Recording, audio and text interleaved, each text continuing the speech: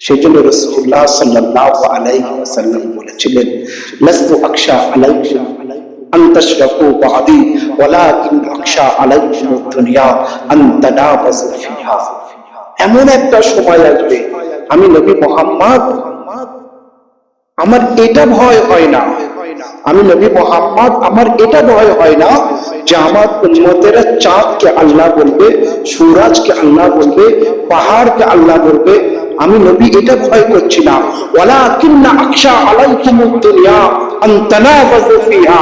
আমার এটা ভয় হয় আমার উম্মতরা এত দুনিয়াদার হয়ে যাবে, দুনিয়া তাদের উপরে প্রাধান্য বিস্তার লাভ করবে এবং দুনিয়ার স্রোতে তারা ভাসতে শুরু করবে। আর সেই সময়টাই আমি নবী আমার কথা ভুলে যাবে, আমার আল্লাহর কথা ভুলে যাবে, কোরআনের কথা ভুলে যাবে। এই সময়টাই আমার উম্মতের উপরে আমার বড় হয়।